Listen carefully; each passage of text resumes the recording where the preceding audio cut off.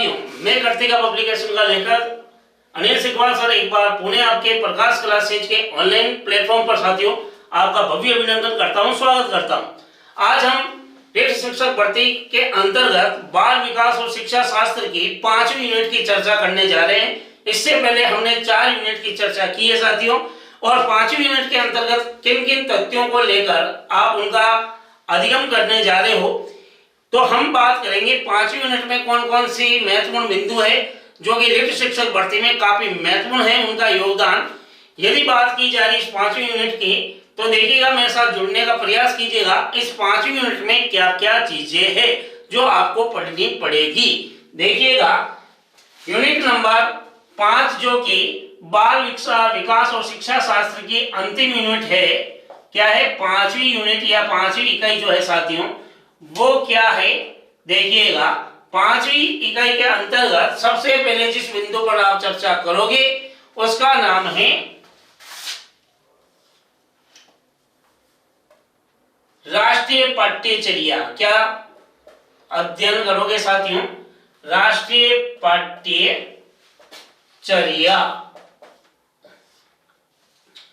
2005, जिसे हम NCF 2005 भी बोल सकते हैं, नेशनल करिकुलम फ्रेमवर्क। राष्ट्रीय पाठ्यचर्या 2005 होती क्या है, किसे कहते हैं NCF 2005? क्या NCF 2005 से पहले भी ऐसी कोई एजुकेशन को लेकर, पाठ्यक्रम को लेकर कुछ नीतियां बनी थी? तो निश्चित रूप से मान के चलिएगा, NCF 2005 बनने से पहले भी 2000 में भी NCF के संदर्भ में तथ्यात्मक जानकारी आई थी। इसके अलावा समय समय पर NCF 2005 से पहले भी हमारे पाठ्यक्रम को लेकर कई तरह के आयोग गठित हुए थे, कई तरह की एजुकेशन शिक्षा नीतियां भी बनी थी। यदि देखा जाए 1986 की राष्ट्रीय शिक्षा नीति की यदि मैं बात करूं, या इससे पहले कोठारी कमीशन या वुड घोषणा पत्र की यदि बात की जाती है, तो कई तरह की एजुकेशन को लेकर, पाठ्यक्रम में सुधार को लेकर कई तथ्यात्मक जानकारी दी। उन सिफारिशों को, उन सुझावों को भी NCF 2005 में विशेष महत्व दिया गया था। NCF 2005 क्यों बनाया गया, तो इसके अंतर्गत आप जो चर्चा करोगे वो रहेगी NCF 2005 की क्यों आवश्यकता हुई, NCF 2005 के क्या उद्देश्य रहे, NCF 2005 बनाने में कौन कौन सी बाध्यता रही, NCF 2005 का क्या महत्व है, या पाठ्यक्रम निर्माण के कौन कौन से सिद्धांत है, पाठ्यक्रम निर्माण के कौन कौन से सूत्र भी रहते हैं। तो सूत्र और सिद्धांत जो कि आपके कक्षा शिक्षण के दरमियान हम उस पर व्यापक जानकारी हम क्या करेंगे, व्यापक जानकारी देंगे आपको। तो देखिएगा, राष्ट्रीय पाठ्यचर्या 2005 में क्या क्या चीजें आप पढ़ोगे। तो सबसे पहले आप जो चीज पढ़ोगे वो रहेगी NCF 2005 का प्रारूप पढ़ोगे, कैसे बना। और यदि बात करते हैं NCF 2005 की, तो भारत की आजादी के बाद से लेकर अभी भी पाठ्यक्रम में लेकर सुधार की आवश्यकता रही। इसी को मद्देनजर रखते हुए NCF 2005 का प्रारूप बनाया गया। यह प्रारूप बनाने में जिस व्यक्ति का विशेष योगदान था, जिसने NCF 2005 की अध्यक्षता भी की थी, उसका नाम था प्रोफेसर यशपाल। क्या नाम था साथियों? प्रोफेसर यशपाल, जो कि NCERT के अंदर एक अच्छे पद पर आसीन थे, और नई दिल्ली NCERT के कार्यालय में NCF 2005 की पहली कार्यशाला का आयोजन हुआ। उसके बाद NCF 2005 बना। तो NCF 2005 का प्रारूप क्या है, इस चीज को पढ़ोगे। इसके अलावा इसमें जो चीज पढ़ोगे वो रहेगी NCF 2005 के क्या लक्ष्य रहे, इस चीज को पढ़ोगे। इसके अलावा फिर चीज पढ़ोगे NCF 2005 की बाध्यता। उसके अलावा NCF 2005 का महत्व पढ़ोगे। और यदि देखा जाए पाठ्यक्रम निर्माण की सिद्धांत पढ़ोगे, और यदि हम बात करते हैं तो पढ़ोगे कक्षा शिक्षण सूत्र या शिक्षण सिद्धांत या शिक्षण सूत्र भी इसी के अंतर्गत पढ़ोगे। तो ये सारी की सारी जो तथ्यात्मकता की जानकारी हम जब आपके एनसीएफ 2005 का हम पढ़ेंगे तब उस कक्षा शिक्षण के दरमियान इन पर व्यापक रूप से हम आपको जानकारी देंगे। तो अभी तो आपको केवल इतना सा आपको पढ़ना है। पाठ्यक्रम का मैं प्रारूप बता रहा हूँ राष्ट्रीय पाठ्यचर्या को लेकर, जो कि 5वीं यूनिट का पहला बिंदु रहेगा। इसमें ये तथ्यात्मक जानकारी आपको प्राप्त करनी होगी। कई बार क्वेश्चन पूछ लिया जाता है कि एनसीएफ 2005 का दस्तावेज का प्रारंभ रविंद्रनाथ टैगोर के कौन से निबंध से होता है। ये आपके पिछले रीट शिक्षक भर्तियों में भी पूछा गया। तो रविंद्रनाथ टैगोर ने एक निबंध लिखा था, उस निबंध का नाम था सभ्यता और प्रगति, जबकि कई बार ऑप्शन में दिया जाता है सभ्यता और संस्कृति, और हम उत्तर क्या दे देते हैं, सभ्यता और संस्कृति, जबकि उत्तर एक्चुअली जो होता है वो होता है सभ्यता और प्रगति में के एक उदाहरण से काफी प्रभावित किया गया था वो उदाहरण, जिसके कारण एनसीएफ 2005 का दस्तावेज हुआ और प्रारंभ किया गया। और एनसीएफ 2005 का मुख्य जो सूत्र था शिक्षा बिना बोझ की हो। देखा कि मानव संसाधन विकास मंत्रालय के शिक्षा सचिव ने जब ऐसी कल्पना की थी कि आजादी के बाद भी आज भी जो विद्यार्थी है, जो बच्चा है, वो पाठ्यक्रम के बोझ के तले दबा हुआ है, तो उस पाठ्यक्रम के बोझ को कैसा कम किया जाए, इन सभी तथ्यात्मक जानकारियों के साथ हम कक्षा शिक्षण में व्यापकता के साथ आपसे चर्चा करेंगे। तो अभी आपको जो 5वीं यूनिट में जो इस बिंदु पर हम चर्चा कर रहे हैं वो क्या है, राष्ट्रीय पाठ्यचर्या 2005। अब बात हम करते हैं अगले जिस बिंदु को लेकर, एक बार इसका स्क्रीनशॉट ले लीजिएगा साथियों। अब बात की जा रही है आखिर राष्ट्रीय पाठ्यचर्या तो बन गई, इसके अलावा और आपके इसमें क्या क्या चीजें होगी 5वीं यूनिट के अंतर्गत। तो जिस चीज की मैं चर्चा करने जा रहा हूं और वो रहेगी आपके, यदि आपने नाम सुना होगा कई बार कई जगह, तो उस बिंदु का नाम है मापन व मूल्यांकन। क्या नाम है साथियों, मापन व मूल्यांकन है। क्या होता है मापन, किसे कहते हैं मूल्यांकन, क्या दोनों एक है, एक है तो क्यों और अलग है तो कैसे। तो बात मैं कर रहा हूं मापन और मूल्यांकन को लेकर, किसकी, मापन और मूल्यांकन को लेकर मैं बात कर रहा हूं। तो जिस रीट शिक्षक भर्ती की 5वीं यूनिट की हम चर्चा कर रहे हैं उसमें मापन और मूल्यांकन का क्या योगदान है, इस पर तथ्यात्मक जानकारी हम कक्षा शिक्षण में करेंगे। यहाँ हम केवल नाम पर बात कर रहे हैं, मापन व मूल्यांकन। क्या होता है मापन, किसे कहते हैं मूल्यांकन, क्या है ये मापन और मूल्यांकन, क्या दोनों एक है या दोनों अलग है, एक है तो कैसे और अलग है तो कैसे साथियों। तो बात कर रहे हैं हम मापन को लेकर और मूल्यांकन को लेकर। क्या मापन और मूल्यांकन की यदि मैं बात कर रहा हूं तो ध्यान से सुनिएगा साथियों, मापन और मूल्यांकन शिक्षण अधिगम प्रक्रिया के दो ऐसे महत्वपूर्ण अंग है जिसके बिना शिक्षण अधिगम की प्रक्रिया कभी भी पूरी नहीं हो सकती। मान लेते हैं कि रीट शिक्षक भर्ती आपके सामने है और आप तैयारी कर रहे हो और आप एग्जाम भी दे रहे हो और आपकी कॉपी वगैरह कुछ भी चेक नहीं होगी, ना मापन होगा ना मूल्यांकन होगा, तब आप पढ़ाई करके देखो। इसका मतलब मापन और मूल्यांकन के अभाव में शिक्षण अधिगम की प्रक्रिया चलायमान नहीं रह सकती। कक्षा में शिक्षक खूब पढ़ा रहा है, बच्चा भी खूब पढ़ रहा है, लेकिन ना तो अर्धवार्षिक परीक्षा होगी ना वार्षिक परीक्षा होगी, केवल आपको पढ़ना है, तो हो सकता है उस बच्चे का इंटरेस्ट नहीं होगा, क्योंकि जब तक उसका मापन नहीं होगा तब तक उसका मूल्यांकन नहीं होगा, तब तक वो शिक्षण अधिगम प्रक्रिया चलायमान नहीं रह सकती। इसमें आप क्या क्या चीज पढ़ोगे, तो बात करते हैं सबसे पहले हम मापन की। किसकी बात करते हैं साथियों, इस मापन की बात करते हैं, किसकी, मापन की। तो इसके अंतर्गत आप जो चीज पढ़ोगे, सबसे पहले पढ़ोगे मापन का अर्थ पढ़ोगे।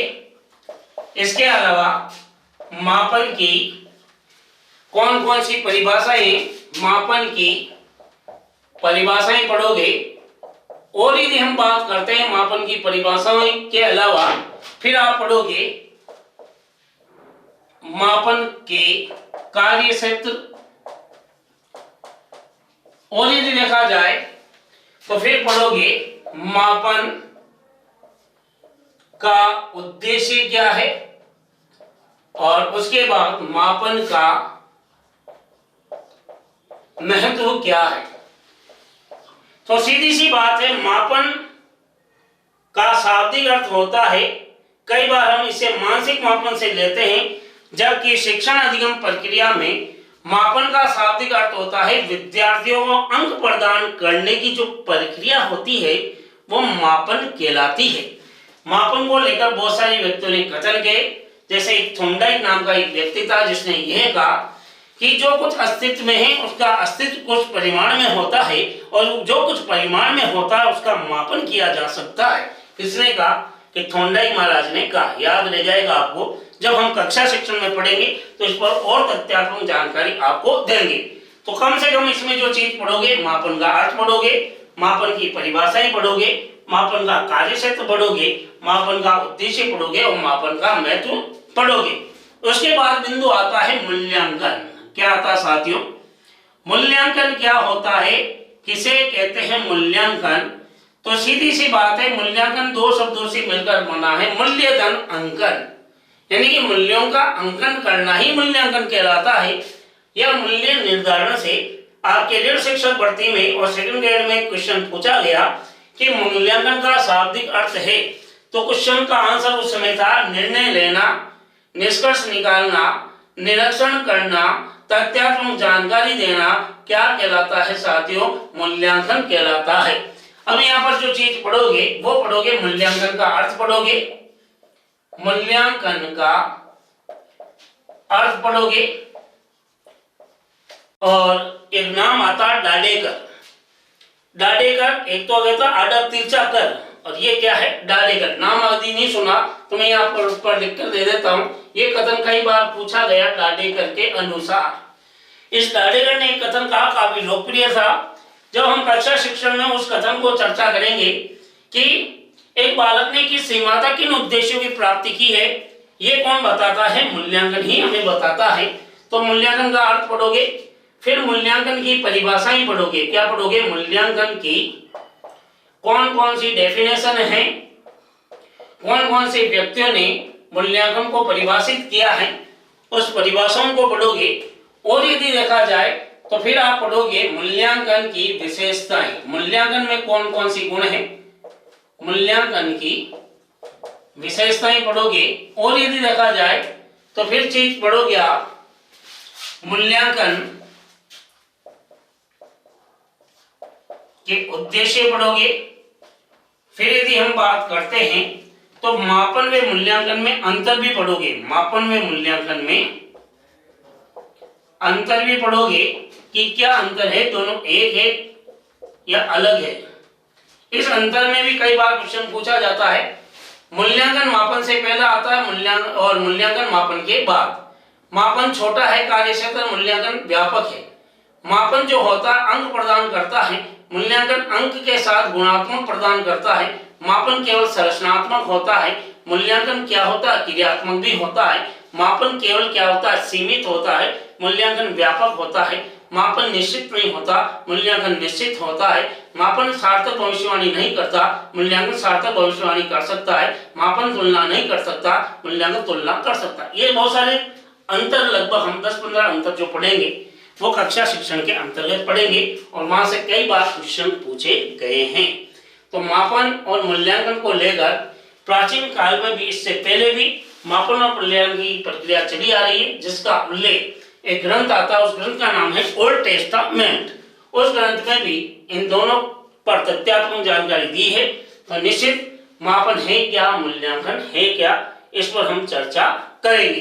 तो यूनिट 5वीं के अंतर्गत 5वीं इकाई में सबसे पहले तो हमने एनसीएल 2005 के बारे में चर्चा की। उसके बाद हमने चर्चा की मापन और मूल्यांकन। और इसके अलावा अभी भी आपका जो 5वीं इकाई है साथियों वो पूरी नहीं है। इसमें और क्या क्या चीजें, तो एक बार उसको पढ़ाने से पहले, उस पर चर्चा करने से पहले आप एक बार इसका स्क्रीनशॉट लीजिएगा, फिर हम आगे चर्चा करते हैं। तो संभवतः ले लिया होगा आपने स्क्रीनशॉट। बात मैं कर रहा हूं तीसरे बिंदु की, 5वीं यूनिट के 5वीं इकाई के तीसरे बिंदु में हम क्या क्या पढ़ेंगे। तो 5वीं यूनिट का जो तीसरा बिंदु है साथियों, वो आपका जिस शिक्षण बिंदु के बारे में हम बात कर रहे हैं 5वीं यूनिट के, उसका नाम है मापन मूल्यांकन नहीं है, उसका नाम जो है वो है साथियों, देखिएगा मेरे साथ रखने का भी आप प्रयास कीजिएगा, नोट कर लीजिएगा। तो 5वीं यूनिट का जो तीसरा बिंदु है वो काफी महत्वपूर्ण स्थान रखता है और उस पर जो हम चर्चा करेंगे वो है आपके क्रियात्मक अनुसंधान। क्या है? क्रियात्मक अनुसंधान, जिसे आप एक्शन रिसर्च बोलते हो। क्या बोलते हो साथियों? Action research. अब चीज आती है, आखिर अनुसंधान होता क्या है? पहले तो अनुसंधान दो प्रकार के होते हैं, मौलिक और क्रियात्मक।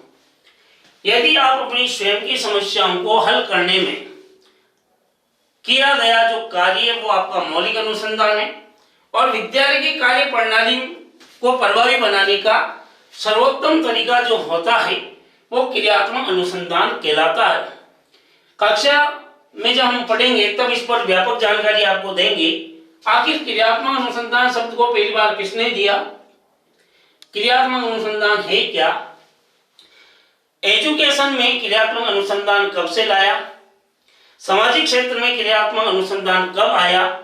यदि वर्तमान में यदि बात करूं तो ऐसा कोई क्षेत्र नहीं बचा है जहां क्रियात्मक अनुसंधान नहीं किए जा रहे हों, चाहे वो खेल का मैदान हो या पहलवानों का अखाड़ा, सब जगह क्रियात्मक अनुसंधान है। आपकी निजी जिंदगी में भी आप कई बार क्रियात्मक अनुसंधान करते हो। आखिर आपका लड़का क्यों ग्रोथ नहीं करता, उस पर भी कई बार आप क्रियात्मक अनुसंधान करके देखते हो। कई बार आप देखते हो कि आपका बच्चा 10th तक तो क्या या क्लास में प्रथम, उसके बाद उसकी योग्यता में कमी आ गई या क्या कारण रही, उस पर भी आप क्या करते हो? क्रियात्मक अनुसंधान।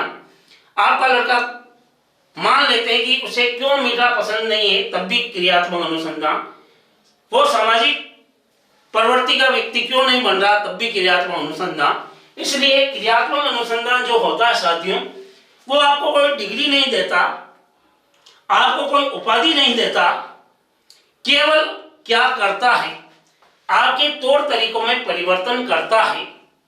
तो विद्यालय की कार्य प्रणाली को प्रभावी बनाने का जो सर्वोत्तम ढंग होता है उसे क्रियात्मक अनुसंधान कहते हैं। ये लाइन है जैसे गेट शिक्षक भर्ती में पूछी गई है साथियों, कि विद्यालय की कार्य प्रणाली में सर्वोत्तम तरीका का संबंध किससे है? एनसीएफ 2005 से, शिक्षा का अधिकार 2009 से, मापन मूल्यांकन से या क्रियात्मक अनुसंधान से। तो उत्तर हुआ उस समय क्रियात्मक अनुसंधान। तो इस तरह के वहां क्वेश्चन पूछे जाते हैं। तो इसमें जो जो चीज पढ़ोगे वो रहेगा साथियों, क्या क्या चीज पढ़ोगे? यूनिट 5 में तीसरे बिंदु पर क्रियात्मक अनुसंधान का अर्थ पढ़ोगे। क्या पढ़ोगे? क्रियात्मक अनुसंधान का अर्थ। इसके अलावा परिभाषाएं पढ़ोगे। और यदि हम बात करते हैं तो फिर आप चीज पढ़ोगे क्रियात्मक अनुसंधान के सोपान पढ़ोगे, कौन कौन से स्टेप होते हैं। और यदि मैं बात करता हूं क्रियात्मक अनुसंधान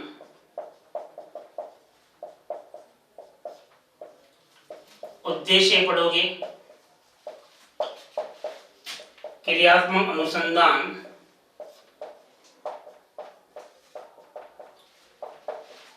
की प्रमुख संस्थाएं पढ़ोगे कि कौन कौन सी संस्थाएं क्रियात्मक अनुसंधान करती है। और उसके बाद आप पढ़ोगे क्रियात्मक अनुसंधान का महत्व क्या है। तो ये इतनी सारी तथ्यात्मक जानकारी आपको कक्षा शिक्षण में आपको देखने को मिलेगी। यदि आप भविष्य में टीचर बन जाते हो, चाहे आप 3rd ग्रेड टीचर बनो रिक्त शिक्षक भर्ती के माध्यम से, या 2nd ग्रेड या 1st ग्रेड, जब भी वैकेंसी निकलती है इनकी भी, यदि आप शिक्षक बनते हो तो आप भी साथियों क्रियात्मक अनुसंधान कर सकते हो। आपके एजुकेशन में जो भी आमूल चामूल परिवर्तन होते हैं उसके पीछे जो रहता है वो क्रियात्मक अनुसंधान ही रहता है। संस्थाओं की मैं बात कर रहा था कि कौन कौन सी संस्थाएं क्रियात्मक अनुसंधान करती है। तो एनसीईआरटी, इसके अलावा एसआईआरटी, आपके राजकीय उच्च अध्ययन शिक्षण संस्थान आईएससी, इसके अलावा रीजनल कॉलेज, क्षेत्रीय संस्थान जिसे बोलते हैं, इसके अलावा आपकी डाइट है या माध्यमिक शिक्षा अभियान रमसा के अंतर्गत भी, सर्व शिक्षा अभियान के अंतर्गत भी क्रियात्मक अनुसंधान किए जाते हैं साथियों। तो बहुत सारी संस्थाएं जहां क्रियात्मक अनुसंधान किए जाते हैं। तो तीसरे बिंदु पर इन सभी तथ्यों पर जानकारी आप प्राप्त करोगे। और चौथे बिंदु की यदि मैं बात कर रहा हूं तो चौथा जो बिंदु है जो आप पढ़ने जा रहे हो वो क्या रहेगा। तो तीसरा बिंदु तो हो गया क्रियात्मक अनुसंधान, और चौथा बिंदु आपका जो 5वीं यूनिट का ही एक पार्ट है वो है आपके कौन सा, वो है साथियों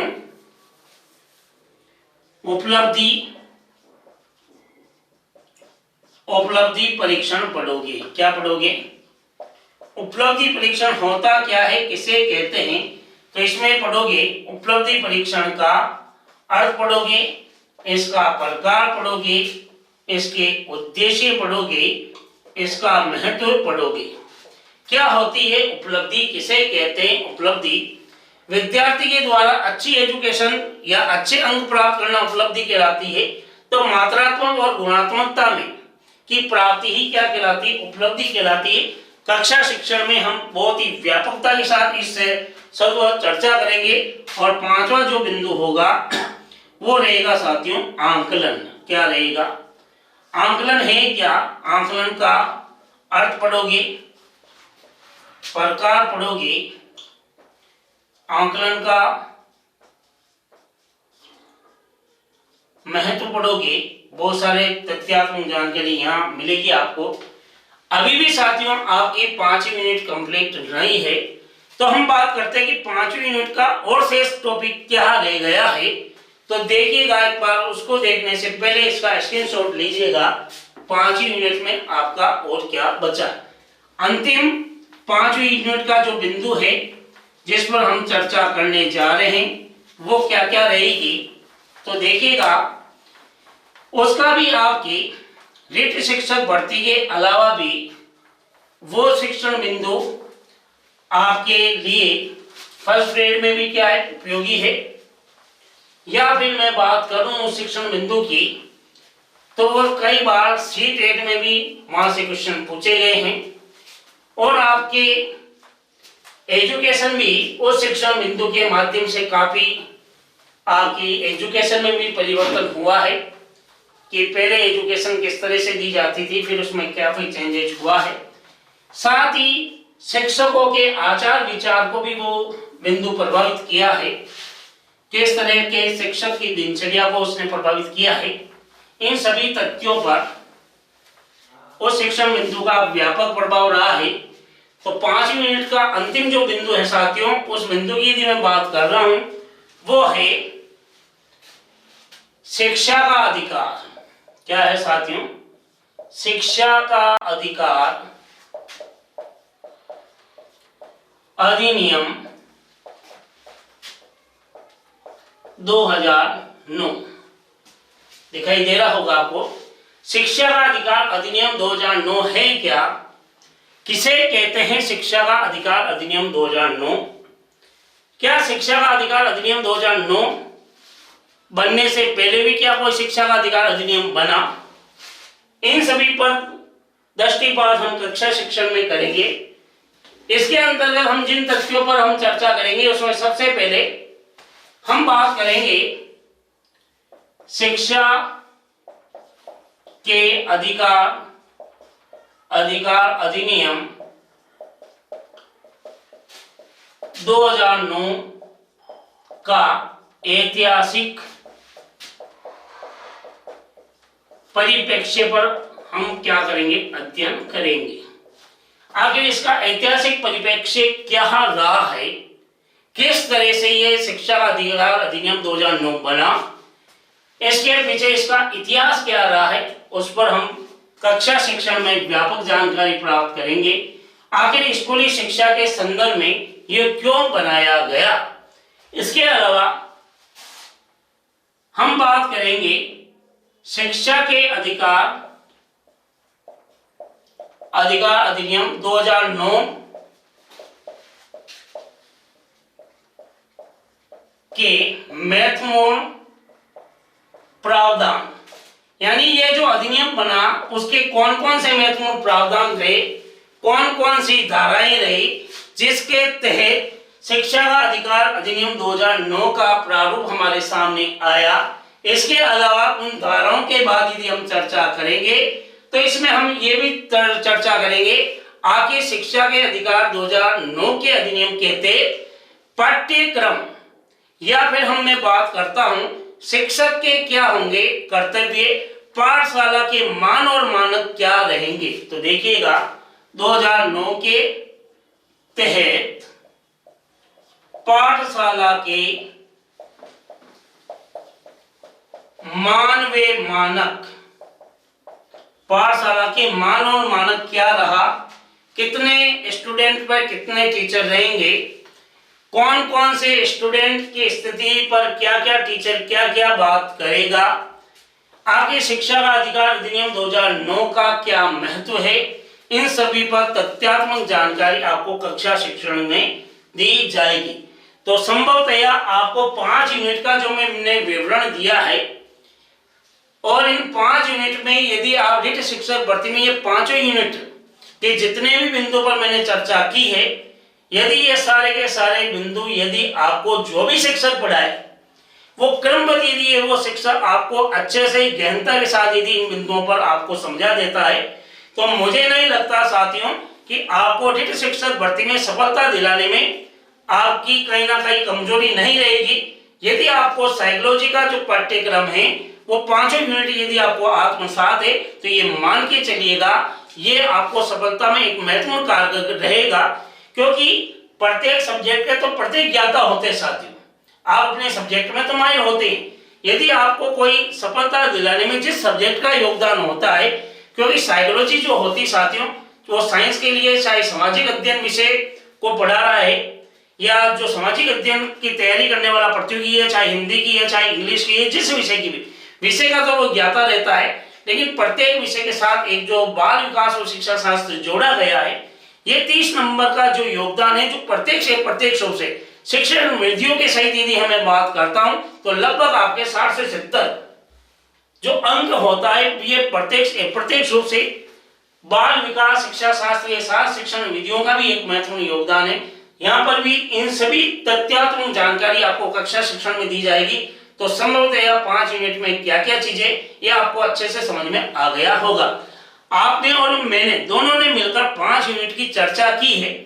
अब मैं केवल आपसे एक क्वेश्चन वो पूछना चाह रहा हूं कि यदि आपने 5 यूनिट में से उन पाठ्यक्रमों को लेकर चर्चा की है, यदि क्वेश्चन पूछे जाए किस तरह के तो उत्तर आपको आने चाहिए। तो एक बार मैं जिस क्वेश्चन को लेकर आपके सामने चर्चा करने जा रहा हूं वो एग्जाम में कई बार पूछा भी गया है और हो सकता है पूछा जा सकता है साथियों, क्योंकि आपने 5 यूनिट के वीडियो आपने मेरे से के साथ चर्चा की है। शायद आपने 5 यूनिट के वीडियो यदि आपने देखे तो एक सामान्य सा क्वेश्चन यदि आपसे पूछा जाए तो आपको उत्तर आना चाहिए। यदि आपको उत्तर नहीं आता तो समझ लीजिएगा आपका बाल विकास और शिक्षा शास्त्र उत्तर आपने जो भी पढ़ा वो क्या पढ़ा होगा। तो बात करता हूं जिस क्वेश्चन को लेकर, तो देखिएगा आपके लिए वो बहुत ही इंपॉर्टेंट है। क्यों है वो इंपॉर्टेंट? आप रिट की तैयारी कर रहे हो साथियों। आप किसकी तैयारी कर रहे हो? आप रिट की तैयारी कर रहे हो। तो देखिएगा जिस क्वेश्चन को लेकर मैं बात करने जा रहा हूं ध्यान से सुनिएगा। उसके पहले ऑप्शन लिख देता हूं, फिर उस क्वेश्चन को लिखते समय मैं आपको रिपीट करवाता रहूंगा। पहला ऑप्शन दिया जा रहा है इसमें वो है एनसीएफ 2005। दूसरा ऑप्शन दिया जा रहा है शिक्षा का अधिकार अधिनियम 2009। तीसरा है मापन मूल्यांकन। और चौथा ऑप्शन है साथियों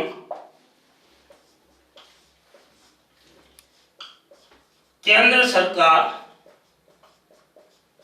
व राज्य सरकार। क्वेश्चन को ध्यान से सुनिएगा, ये चार ऑप्शन आपके सामने हैं।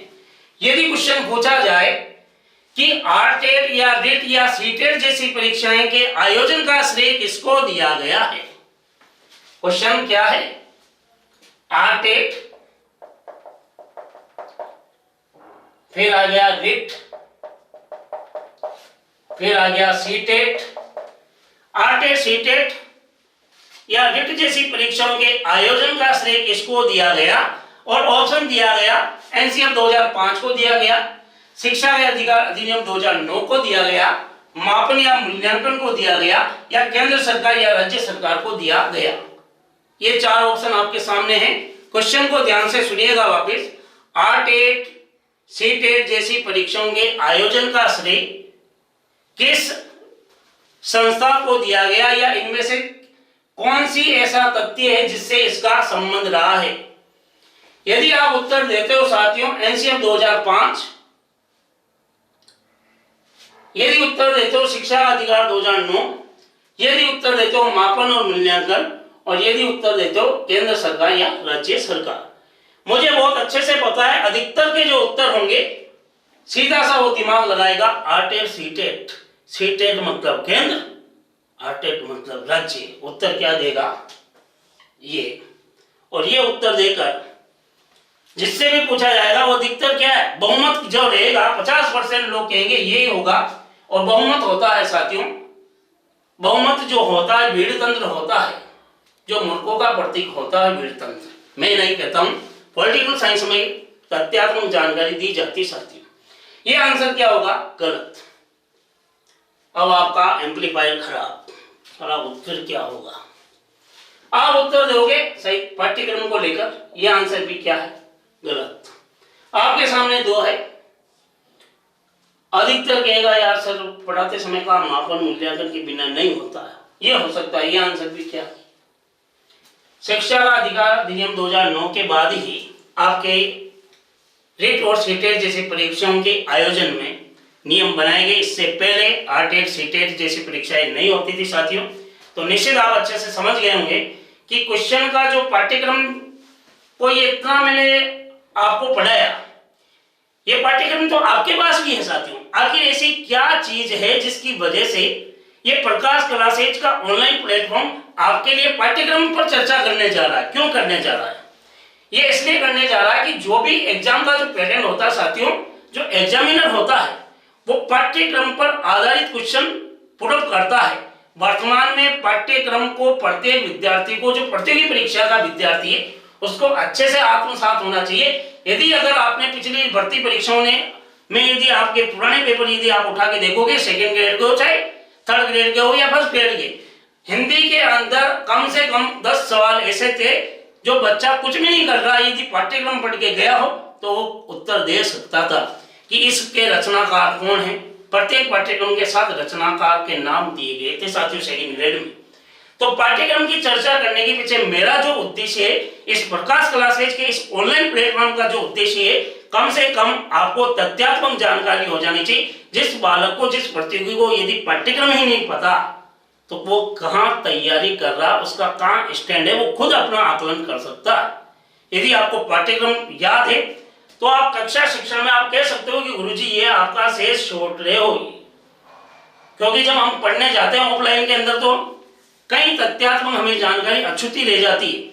क्योंकि मुझे अच्छे से पता है आप जिस सीट पर आप बैठो, कभी हम भी उस सीट पर बैठा करते थे साथियों। तो निश्चित मैं पुनः एक बार प्रकाश क्लासेज के इस ऑनलाइन प्लेटफॉर्म के माध्यम से आपके भावी शिक्षक, आप निश्चित शिक्षक बनोगे। इसके लिए आपको मैं क्या करता हूं, आपको बधाई देता हूं। आप निरंतर अध्ययन कीजिएगा, आपकी सफलता आपके अंदर छिपी हुई साथियों, उस अंदर के तथ्यों को पहचानिए। निश्चित आप क्या करोगे, आप निश्चित सफलता के उस चरम बिंदु पे पहुंच जाओगे जिसके लिए आप क्या कर रहे हो, प्रयास कर रहे हो। तो प्रकाश क्लासेज के ऑनलाइन प्लेटफॉर्म की जो एप्लीकेशन है उसको आप डाउनलोड कीजिएगा, आपको आसानी से वो मिल जाएगी। तो अगले वीडियो में फिर हम पाठ्यक्रम को लेकर चर्चा नहीं करेंगे, सीधे पाठ्यक्रम पर हम क्या करेंगे, उस पर व्यापक जानकारी कक्षा शिक्षण में हम पढ़ेंगे। तो निरंतर अध्ययन कीजिएगा साथियों। यदि आपको ये वीडियो अच्छा लगे तो इसको ज्यादा से ज्यादा शेयर कीजिएगा, लाइक कीजिएगा। मैं आपका साथी सिकवाल सर फिर मुलाकात करूंगा एक नए वीडियो के साथ। तब तक अपना ख्याल रखिएगा। जय हिंद, जय भारत।